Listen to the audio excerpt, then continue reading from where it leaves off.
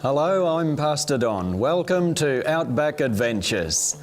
I'm very privileged today to have in the studio with me Kevin Merritt from Geraldton, Western Australia. Pleased to meet you, Pastor Don. Oh, it's good to have you here, Kevin. Good to see you too. Now, Geraldton, that's what, about 400 kilometres or so north of Perth? Yeah, 420 k's north of Perth on the West Australian coast. Right, so you live right on the windy coast as well, eh? I live on the windy coast, I sure do. But you weren't born there though, were you? No, I was born in a little town called Mullawar, which is 100 kilometres east of Geraldton. Right. In the Midwest of Western Australia. I think we ought to show the people a little of this beautiful countryside, don't you think? I think we should.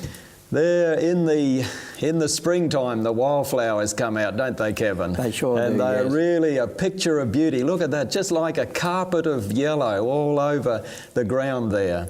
There's my wife Eileen standing among some of the wildflowers. You know, you see some of the old scrubby bush and that, but it's just amazing how all these flowers pop up, isn't it? Yeah, all it needs is a little drop of rain. Yes, yes. Yeah. These blue ones, they're just so gripping, aren't they? They are magnificent. And look at those. When I saw that, Kevin, I thought it just looked like it had snowed. Yes, that's true. And there, all this little white flower, just a tender little flower there, but delicate little flower, but it covers the country. And this is cropping country, a lot of cropping country around. That is the canola. Canola. Yes. Yeah, and that's a picture of beauty when that's all out with just yellow, isn't it? Yes, it looks beautiful from the sky. And then there are the wheat paddocks, all of the wheat and the barley and the oats and all of that sort of thing that's grown there. Miles or acres and acres of it, I should say. Yeah, eh? it sure is, yeah. And then, of course, there is the hay times and then the cattle areas. Beautiful cattle in that area as well, isn't there? And the trees, they lie down when they get tired in that area, don't they? Yeah, sure. They're a bit laid back, aren't they? That's from the prevailing southerly winds that we get through Geraldton there. Yes, yes. And this is just south of Geraldton at the historic place called Greenough. Greenough Flats, yes. And but it's not always green there like that. No, it's pretty hot there and pretty dry. Yes. And it's interesting, Kevin, that just south of Geraldton, there is the oldest Adventist church building in Western Australia, the Bookerra Church. That's true, Don, yes. Yeah. Yes. And lovely coastline there with the beautiful beaches and the lovely sand dunes. We lived there in Geraldton for a period of time, and right near us were these beautiful snowy white sand dunes. And then there are the rocky coastlines. But you mentioned Mullawar, that's where you were born there. And what was life like for you growing up there in Mullawar? Well, the times that I remember, they were really happy times, and there were lots of hard times because it was about just after the Second World War, and there would have been a big mob of kids there altogether. There were a lot of kids there because I was number 8 out of 13 children. Is that right? Yes, there's 13 in my family. Yes. Yes. So you'd be related to pretty well everybody in Mullawar.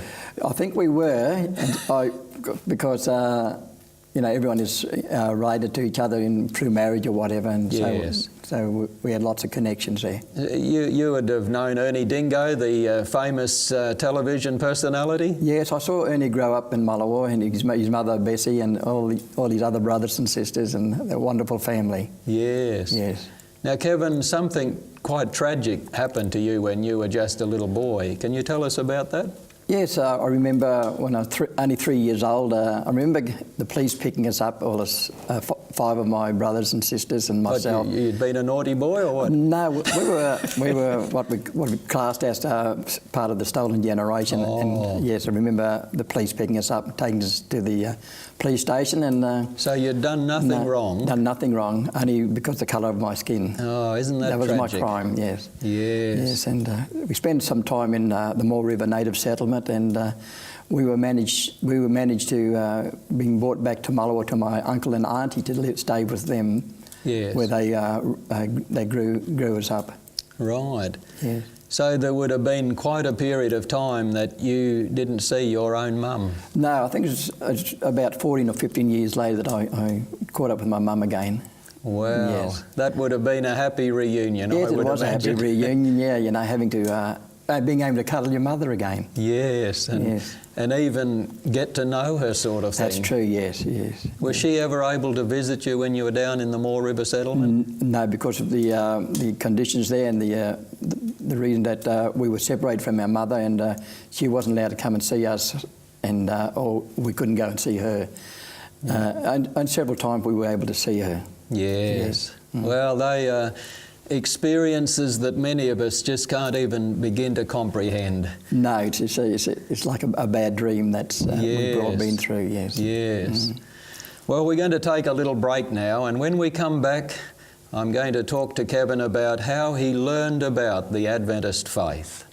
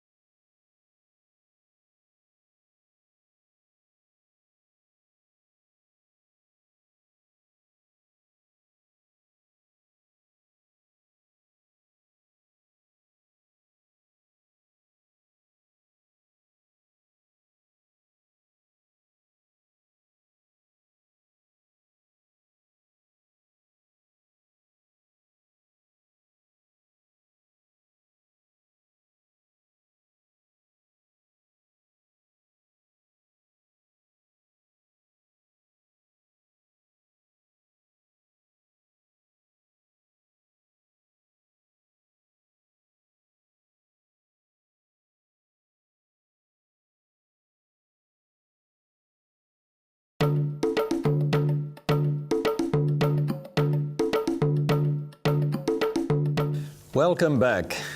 It's my privilege to be sitting in the studio here today with Kevin Merritt from Geraldton in Western Australia. And Kevin, you mentioned that you were born there in Mullawar, and we have a Seventh-day Adventist church building there. I understand you were born quite close to it.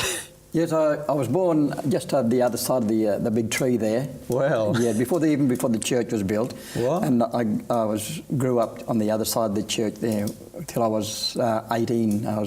So I lived right around the church all that time, yes. So were you brought up an Adventist?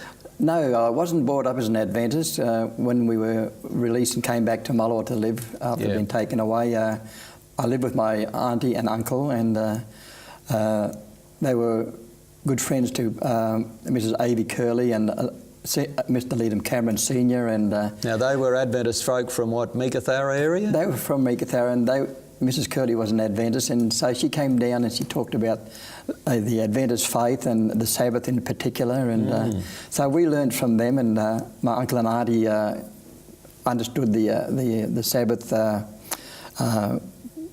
The importance of the Sabbath, yes, and so that's how I learnt the Adventist message. Right. Yes. So you remember old Mrs. Curley then, this lady that was behind setting up the Curralundi School, which was the Adventist Church's Indigenous high school up in the desert. That's true, yes. You knew this old lady? She was a great friend of our family, and she was always with my mum and dad, and the rest of my family in later life. Right. Yes. Oh, wonderful.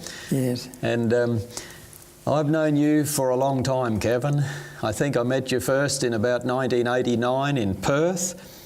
What were you doing at that time? I was attending the church in Midland, and I was also the the volunteer pastor for the Perth region. Yeah, so you were really doing Aboriginal ministry for the whole of Perth at that time. At that time, yes. Yes, trying to get a congregation worshipping together there at Midland. That's true, yeah. Yes, and we became good friends from those days. Yes. Now, you worked also at Karralundi. We've just mentioned Karralundi, this school up there in the desert that the Adventist Church operates.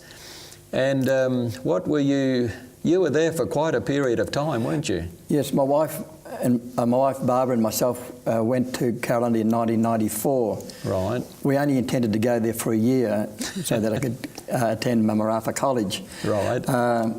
I was there as the boys' dormitory supervisor, and Barbara was the girls' dormitory supervisor. Right. And we stayed there until 1997, and I went to Mamarafa College. Yes. My wife stayed on there as the girls' dormitory supervisor, and when I'd finished at Mamarafa, I came back as the chaplain at Karralundi. Oh, right. And we stayed there until 2000. Then we moved back to Mullawa for 2 years. Then we moved over to Geraldton in 2002. So altogether at Karralundi you must have spent about, what, 7 or 8 years, something? 6, 7 years, yes. Yes, and you even had a number of stints on the Karralundi Executive Committee. Yes, I've been on the Karralundi Executive since then until last year when I decided to hand it over to someone else, yes. Yeah, and you were chairperson of the Executive Committee at that time. Yeah, for 2 years, yes. So you've played a key role in helping Karralundi and to keep going and helping the students there. Yes, I did, yes. And you mentioned Mamarafa, you went down there. Yes. How did you find Mamarafa? Oh, Mamarafa, by the way, is the Adventist Church's Indigenous Bible College. I think it's one of the greatest schools I've ever been to, because I learned how I could relate to other people and to give people the message of salvation, the story of Jesus, which is what we all really need to do. Any Aboriginal person who wants to do that, Mamarafa College is the place to go to. Yes. By the way, back at Karralundi, I got this picture of you there one day. You seem quite happy. Yes, I love food, Don, as you can see there. But I just like being happy all the time. And you are happy all the time, Kevin, and I think you brighten up those that you associate with. And that's a blessing from God, it really is. It is, yes. Well, currently you attend the Geraldton Family Fellowship, which is an Aboriginal church in Geraldton, operated by the Adventist Church. And you've been involved in the leadership of this church right from its beginning with Val and Trevor Royce.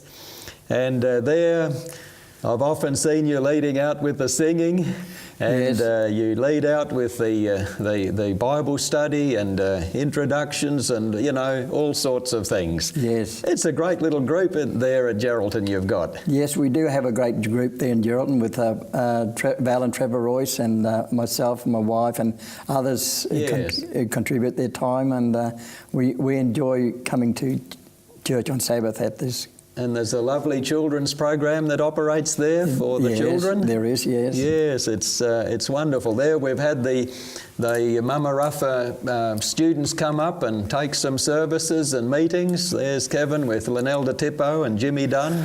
And we've had some interesting visitors there at the church from time to time. Well, yes. Even the high priest himself came. Yes, he came along too one day, yes.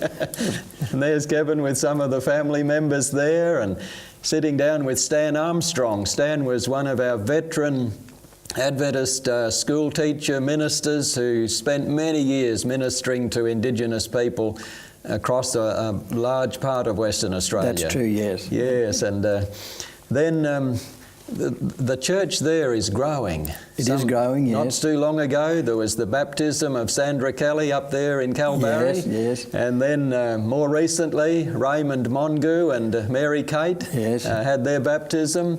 And there's Pastor Richard Reynolds preparing to baptise them. As you may have noticed in that other picture, perhaps we go back there, Raymond is actually on an oxygen tank. Yes. And so it was a bit tricky having his baptism, and he wanted to be baptised in the ocean. That's right. Anyway, he courageously went forward, and a big wave hit him on the chest and just about took the wind out of him, didn't it? Didn't have much energy, did he? But he was determined to go ahead. And there Trevor went out to help Pastor with the baptism. And Kevin, it's just beautiful. A big wave came and washed all his sins away. Yes, that's true, yes. And there's his wife, Mary Kate, being baptised.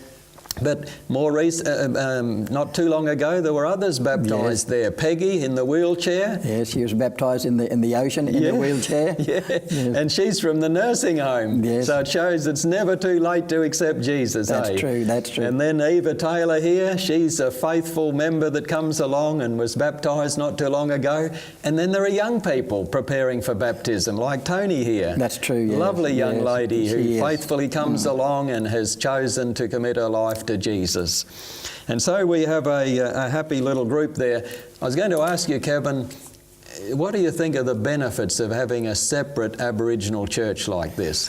Well, one of the benefits is that Aboriginal people like to come along and be not seen really, but at this fellowship here, we all mix in together, and they feel more comfortable in that setting, other than going to one of the big churches. And they like being where their mob is, eh? Yeah, that's true. Yeah, being where their mob is, and one of the benefits that while they relax, they can hear the message that they're getting from the speakers. And I've noticed they relax more then. They relax and they more, answer yes. up more, you know. Oh, they do. Yes, they interact more.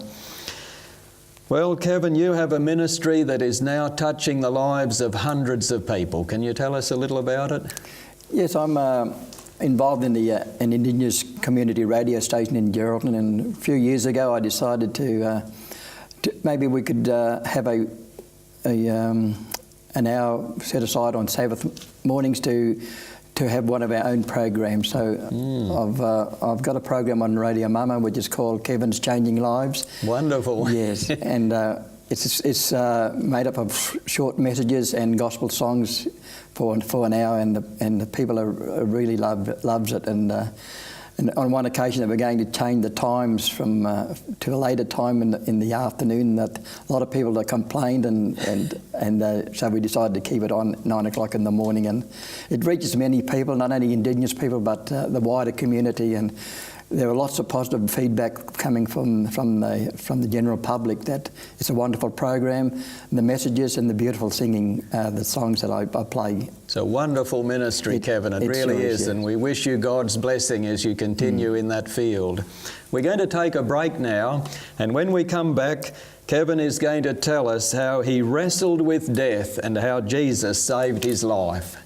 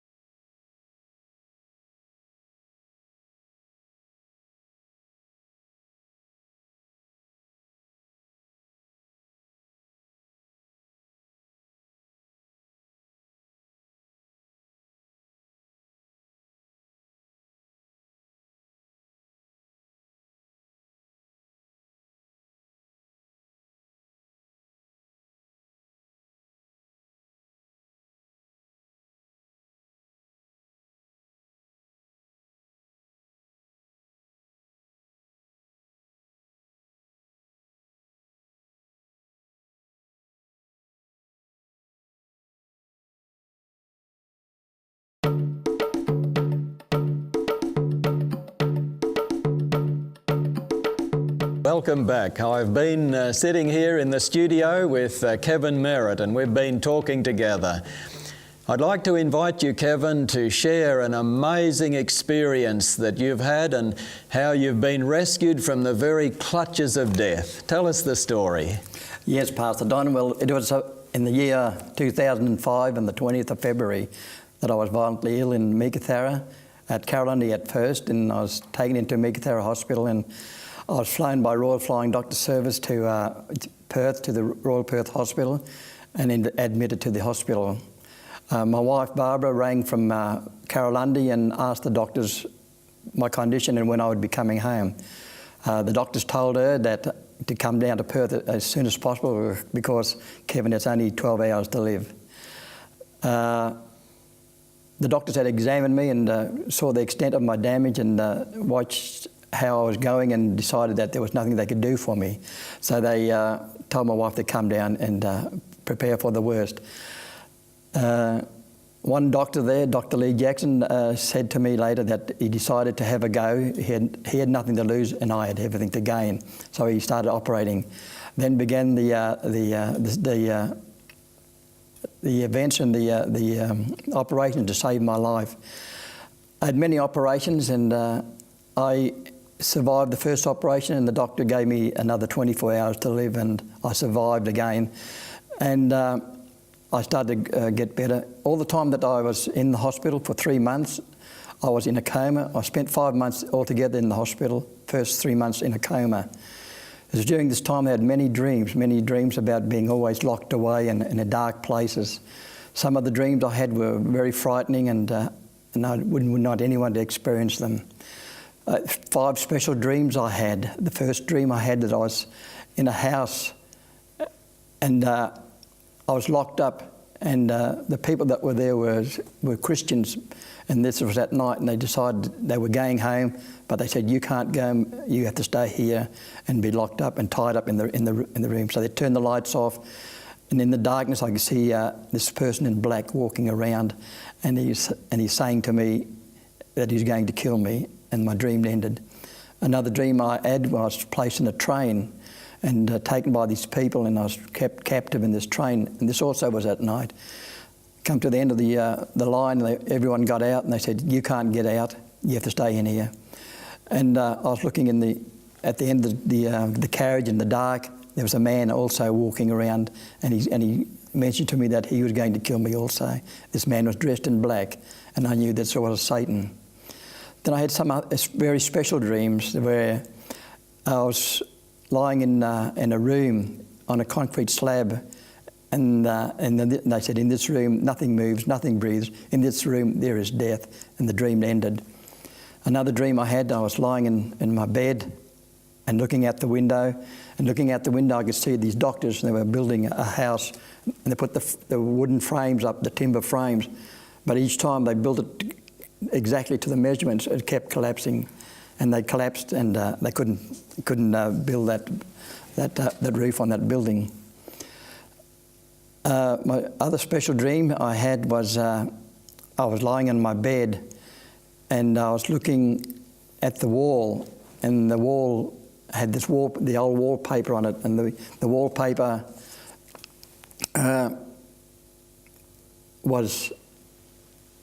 started to part at the ends. The wallpaper started at the end and started to shimmer like this all the way down from the top to the bottom. And as I was watching, I saw God come through the opening, about 2 centimetres wide, and he come through the opening. And God stood there in midair and he started to read. And he started to read from the book of Psalms. And he was reading in a very loud voice as if he was speaking to the whole world. And he began to read from this Get Well card. The Get Well card had a big brown cross on the cover. And he started to read to these people in a very loud voice. And he started to read from Psalm 50. And I'll read some of the quotes from Psalm 50. The mighty one, God, the Lord has spoken and summoned the earth from the setting of the sun to its setting. Out of Zion, the perfection of beauty, God has shone forth. May our God come and keep not silence. Fire devours before him and is very tempestuous around him. He summons the heavens above and the earth to judge his people. Gather my godly ones to me, those who have made a covenant with me by my sacrifice, and the heavens declare his righteousness, for God himself is judge. Hear, O my people, and I will speak. O Israel, I will testify against you. I am your God. I do not reprove you for your sacrifices, and your burnt offerings are continually before me. I shall take no young bull out of your house, nor male goats out of your folds. For every beast of the forest is mine, the cattle on 1,000 hills. I know every bird of the mountains, and everything that moves in the field is mine. If I were hungry, I would not tell you, for the world is mine, and all it contains. Shall I eat the flesh of bulls or drink the blood of male goats? Call upon me in the day of trouble. I shall rescue you, and you will honour me. My dream ended at that time, and I woke up 3 months later, and I was alive. God had rescued me from death. God had heard all the prayers of my people, my family, and I'm here today to tell the story that God had saved me. Well, that's wonderful, Kevin. It's a tremendous... We just thank God that you are here, and God has a special plan for you, and He is using you in a mighty way. I know you've shared that story many times as over the radio. People have been touched by it. You've shared it personally in meetings, and people have been touched by it. And so you are praising God for His deliverance and His healing, and sharing that story to honour God. Yes, I always say this, it's not my story, it's God's story. Yes. It's all about God and how that He still saved people, that He still hears prayers, and He still cares for us, and He loves us so much. Yes. And one of my favourite texts in the Bible is John 3:16. We hear it many times, but it involves the whole Bible itself. It's the story of salvation, where for God so loved the world that He gave His only begotten Son, that whosoever believes in Him should never perish but have everlasting life. Yes, yes. Well, that's certainly the most wonderful text in all the Bible. Yes. That Jesus came and He died for us, and He saved you physically, but He's out to save all of us spiritually. And that's the greatest salvation, really, isn't it? It sure is the greatest salvation. And one day soon He's coming back again, and He wants to take us there to that homeland that He's prepared for us. And Kevin, thank you for coming. God bless you. And dear friend today, put your trust in God like Kevin did.